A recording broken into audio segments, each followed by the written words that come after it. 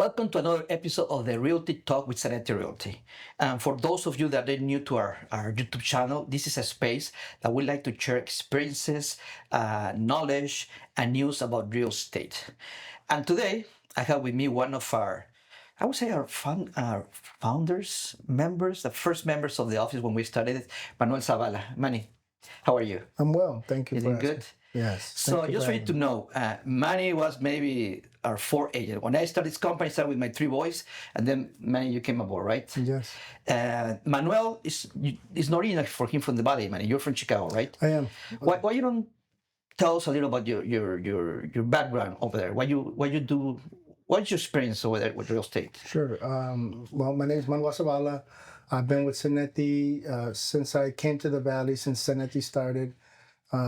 I spent 41 years in Chicago. I am coming up on my sixth year here in the Valley. It'll be 6 years in January, and we're in October now. Before I came here, I was a union contractor. I was a union carpenter, so I did residential real estate, construction, and then ventured into commercial, hospitals, schools, restaurants, high rises, 60, 70-story buildings, etc. So you were working all over there in the, you Yep. know, I did that for 11 years. And in about 2007, 2008, we had a pretty significant crash in the market where foreclosures were up. The economy was kind of in a tough spot, and we began to experience layoffs. When we experienced those layoffs, a lot of guys kind of waited it out, and I found something to do, and that was to buy distressed property. So I bought my first distressed property for $45,000, and I then fixed it. so you fix it yourself. Yep. With all your experience in construction and all that Exactly. stuff, you were able to fix it yourself. Yes, I used my background to kind of navigate those waters, pulled some contractors that I knew that were also laid off, right? Electricians, plumbers, etc., to do their scopes of work that they're familiar with, and I just did basically everything else, and put that property back on the market, turned a profit on it, and just kept doing that. And you know what? Now you're talking about that. You talk about the flipping and what you did, because I know out there is a lot of people who they're close to the office. Hey, I'm looking for foreclosures. I'm looking for properties because I want to flip. I would say that it is a good business if you know what you're doing, right? And in your case, if you're able to fix the property yourself, you go there and you do the work yourself. The profit is of course will be a better Sure. profit than if you hire some contractors. So like I would say that if you want to venture into flipping, you maybe want to have that kind of experience that you have, right? Background will be better, right? I mean, it helps. Definitely not necessary, because if you're a person that has the financial means and the ability to kind of schedule things, and maybe have an agent like me that helps you purchase property and then turns around and helps you sell them as well, we can serve as a kind of like a guidance through the process, right? Because there's some people who have the financial means that don't necessarily have a construction background, and they're able to achieve it. I mean, the first flip I did, I self-performed a lot of the work because I was trying to stay busy. Once I got into my second and third and fourth project, you start to realize, man, You want to go to be in all the places at the same time, right? Right, and you're doing demolition, and after all the scrapes and the bruises and the cuts, you start to realize there's your time is probably better placed. And when I say that, meaning there's your time can be used to find the next deal, because finding the deals is not an easy task either. Sometimes you'll look at 50, 60 properties before you find that one that makes sense That's right. mathematically. So And I know you're still doing that, right? Even you're in the Valley, but you're still working over there in Chicago, right? yes. I'm a part of. So I was in a joint collaboration with another friend of mine who is in the flipping business. He's still doing it actively. So sometimes I'll be a part of the financial investments. It's hard to be a part of the day to day because I'm not there. But I've done some flips here in the Valley in the RGV. I think that the market's a little bit different here. I would say it's a lot different. Yeah. For flipping, especially, I think Chicago has a stronger flipping market. So let me ask you, how many properties you already flip in your history, like an investor? I would say Ballpark. probably a dozen or more. Yeah, it's hard to put a number on it, but I would say a dozen or more at least. Since I moved to the Valley, I've done four. But again, in the Valley, I think that the properties are it's just a different market, and I think you have to really pick and choose wisely when you're attempting to flip a property here. Just for the simple fact that I think it's if you buy a property, let's just say for 120,000 or 140,000, and you put 60,000 in it to bring it up to par. Well, now you're 200 in, and you can the average price range of the right? market, You right? start ending up in You price maybe $250,000, and now you're 250. Well, right down the road, there's a brand new subdivision gated community that's selling for 250 as well. Yeah. So now you're competing with a huge market of properties because a lot of builders are building in the 250 to 320 range. Yeah, that's true. And you end up in that same price ballpark, right? So, in my opinion, I think it's smart to maybe even choose a lower tier. To start working with it. Yeah, I think even trying to find properties that have an ARV or after repair value of maybe 150. Yeah. And I wanted for you to share with us your background, your experience, because I want for the people who look at us, our viewers, Sure. to know because I always talk about the different backgrounds of people that we have at SANETI. Yeah. Right. We have people who have expertise in marketing, expertise. Even immigration, credit repairs.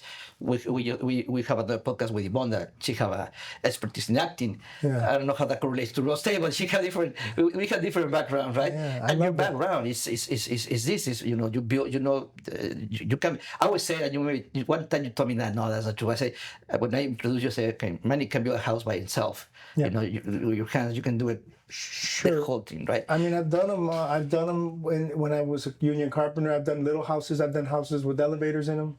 Oh, wow. So yeah, so I've done a wide variety of residential properties, and then commercial really became my bread and butter, so to speak. And one of the things I want to talk right now that our friends of SANETI and Realty Talk know who you are, is I want to share with you guys that in our office we have a lot of different agents, right? And we work with different kind of clients or potential clients, customers. And sometimes we get leads, right? Like we get expired listing lists, people who have a listing for 6 months, 1 year, 3-4 months, and it expires. Sometimes 3 years. Yeah, sometimes 3 years and expires, right? Yeah. Because their agent was not able to sell it. Not talking about the agent, because sometimes it's not even the agent, right? Could be the property, could be the seller, right? Sure. But I love the way that this man approached those people, the way he talks to them, the way he worked down, because you've becoming a guy who. There was this expired listing for sale number, $1 million listing, right? Expired. Sure. And you know that's not the right price, right? You do your analysis, you come with the number, and you're able to make people to make the seller to go down to the prices that you want, that you think so. Well, not that you want, because the seller is the one who decide, but the prices that you think so is the correct for the market, right? Sure. So tell us how you do this. What is your approach? How you talk to these people, right? Well, and another thing you said too was, I know what you were trying to communicate. You said you're able to make the seller come down to the proper price, and it's not necessarily making them come down, right? Because they're the boss at the end of the day. Yeah. But it's just making them see reason. That you are doing your best to make them see reason, right? Because not everybody can see reason. A lot of people are. Still living in the past, so to speak, right? So 2020, 2021 was a very hot market, not just for the Valley, but really across the country. And a lot of people were watching their neighbors sell for, 20, 30% higher than they can sell for. Multiple offers, right? They put in the market, and then you have 3, 4, 5, 6 offers, right? Right, and you're gone, you're sold in a week. My neighbor sold for $275. I'm sure a lot of agents who are maybe hearing this now are hearing that, and really you're like, well, I don't see anything supporting that. The data shows me $230. Yeah. And that's because 2020 and 2021 was a different market. It really was. I mean, we were in a hot market. We were in a seller's market, and today I think a lot of you will agree that we are in a buyer's market. This is very much a buyer's market, and so a lot of times. It's just telling them what they need to hear and not what they want to hear. We all want the listing, right? We all want to, we love our sign out in front of their property, right? We love the exposure. We love to look at our stack of listings and say I have a dozen or 20 or whatever it is. But at the end of the day, you need to ask yourself the question: is it worth the financial investment that you're going to make as a real estate agent to list a property that is not sellable? And it's not sellable, not because it's in disrepair, or not because it's in a bad neighborhood, or not because the economy is terrible right now and interest rates are high. It's not sellable because the price isn't right. Yeah. And so a lot of times, the market will reject the price that you're putting a property on the market for, because it's not priced appropriately. And that's why you sit 6 months, a year, 2, 3 years sometimes.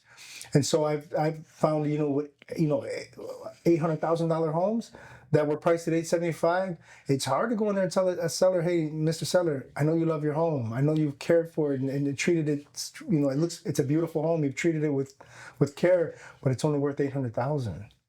It's it may insult them, right? But you have to tell them, I believe, what they need to hear as opposed to what they want to hear, because you're doing yourself a disservice, and you're really doing the client a disservice, because once you leave and you're not able to sell that property after a year went by, then they call someone like me or you or any other agent, and they're telling you how the last agent, it was his fault somehow, right? He didn't get it done, or he didn't market the property effectively. It's always the agent's fault, and that's unfortunate, but that's the truth. When really, I have no problem telling the seller, hey, listen, I don't think you had the wrong agent. I think you had the wrong price. And I like that about you, and I think so. I've been trying to instill that in every single agent in SANETI. So I always said, we're not in the business to have listings. We want to sell properties, right? Sure. But you just said something that is the reality. You tell the clients what they need to hear, not what they want to hear, right? And that's very important. And of course, there's ways to do it. Sure. And everybody have a different approach, right? Sure. But that's very important, because you correct me if I'm wrong, but I don't remember the number, the amount of the sales price. But you took a listing that it was 3 years or some years in the market, right?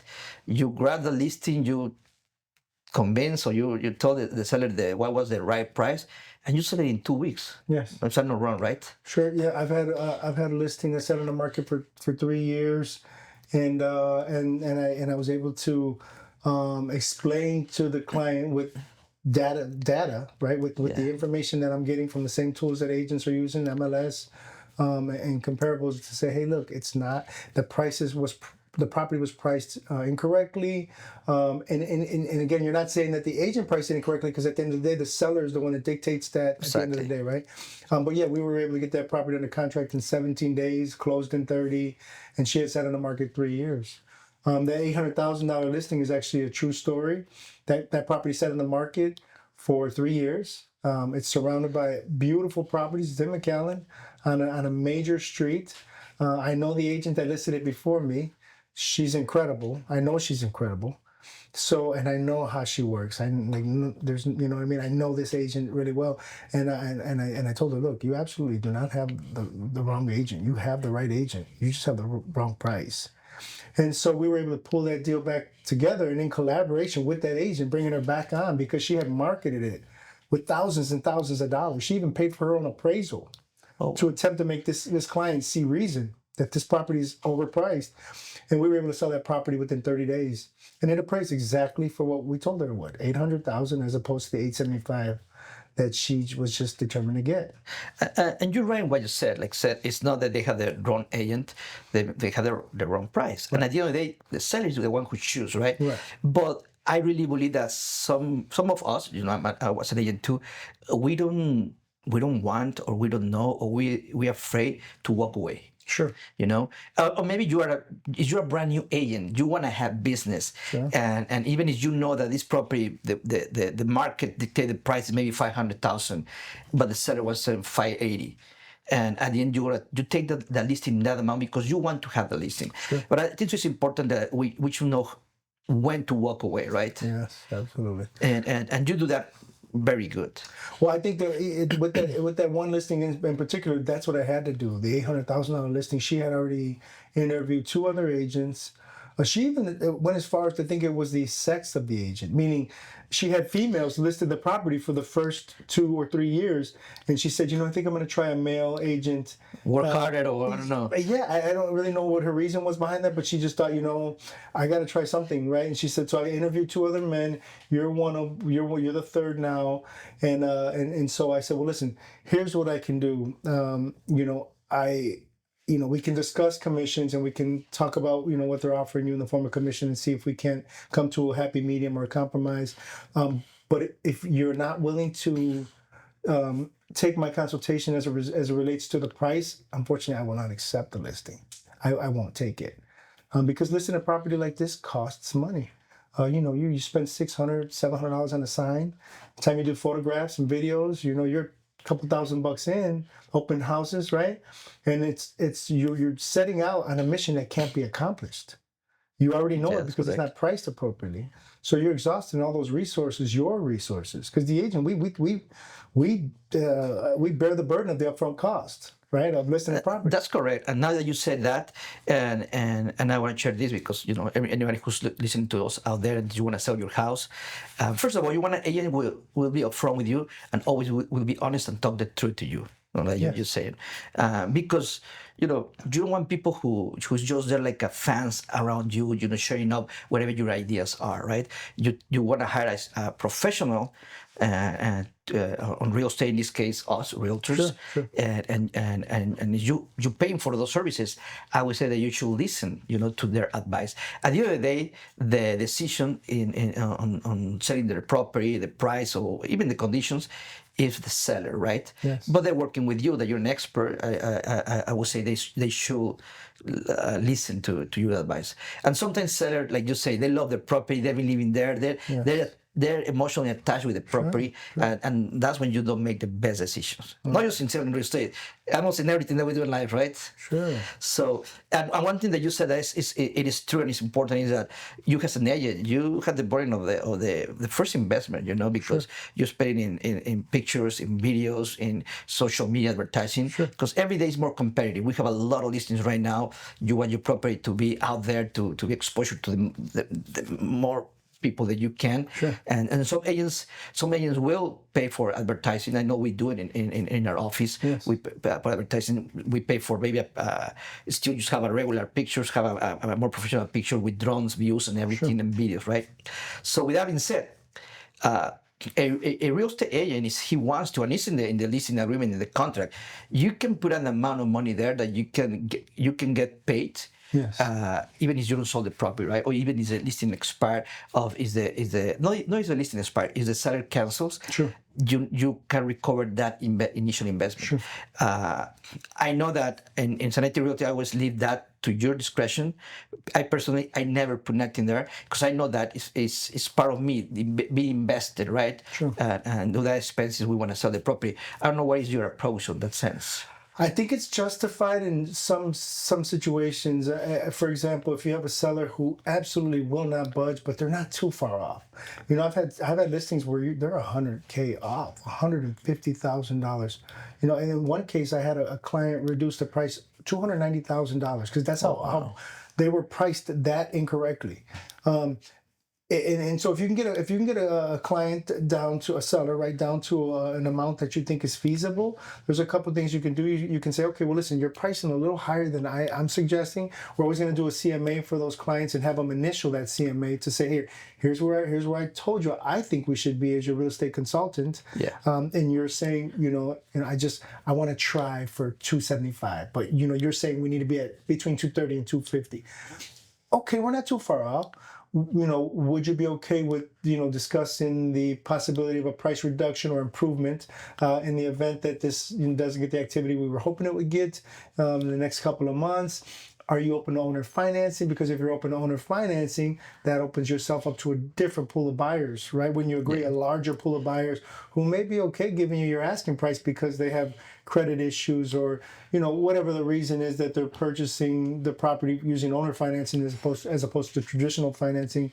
But if they're just absolutely unreasonable about listing the price at the property, at the price that you're suggesting, then I could see saying, okay, listen, I unfortunately will not take your listing. I don't think it's. I think it's. I would be doing you a disservice if I took you on that roller coaster of emotion. Putting a sign out there. You being sitting back on the market stagnant again for another 6 months or 8 months or a year even, with a property that I don't think will appraise for. You know what I mean? You be Yes. careful about commenting on what their property will appraise at. But if in your mind, if you list a property at a certain price and you know in your mind there's no data backing that up, there's a strong likelihood that property may not appraise anyway. So you get under contract 3 weeks into it, the deal falls apart because of an appraisal. So if you know it's a mission that can't be accomplished, so to speak, you might say, hey, listen, I normally don't do this, but I will take the listing as long as you will, live up to a clause that I put in the contract stating that the money that I invest towards marketing your property will be reimbursed if the property doesn't sell for the price that you are absolutely firm on listing it at, and within the time frame, or if you cancel early or whatever. So I could see it happening that way, and I think yeah. this is fair. Yeah, I think it's a fair request on the part of the agent when you just can't make a client see a reason. So if you can get them to do owner financing, if you can get them to agree to a clause in the contract stating that they'll reimburse you for expenses charged or paid by the agent up front, then I think that it could be helpful. I think it's a reasonable request. Okay, so Manny, why a seller, so somebody who wants to sell right now, why he should choose you over the other almost 2,000 agents? Right. I mean, I feel like as a real estate agent, my strength is being very honest with my client. I'm going to market their property effectively. Of course, my brokerage is great. We have we're blessed to have great tools offered to us by the brokerage, being a part of multiple MLSs, right? 5 MLSs, just in the Texas area alone. So I can give a maximum exposure. I have a full-time assistant that dedicates herself to social media marketing, marketing campaigns on all platforms outside of just your Facebook and Instagram, but actual paid for marketing campaigns. But I'm also I'm gonna be very realistic with you on the timeline that it takes to sell a property, what we're up against, where I think you need to be priced at. I'm not gonna just tell you things. I'm not a yes man. I'm not gonna tell you what you want to hear and things that'll tickle your ear. I want to tell you the truth, and I think that's been a large part of Your success. Yeah, and I think that's what makes me unique. I'll tell you what you need to hear, and hopefully you're receptive to it. Well, thank you, Manny, for being with us. Thank you for I have having to me. say, and I want to say that I'm very happy that you're part of the SANETI family, right? Oh, likewise. And you've been I'm glad to all be this year with us, all this time. Been a So, guys, blessing. yeah. Been a blessing. This is another podcast of the SANETI, the Realty Talk. I hope to see you next Tuesday too, and we keep in touch. Send us messages via DM so we know what topics you want for us to talk. Okay, Manny, thank you. Thank you, sir. Thank you for having me.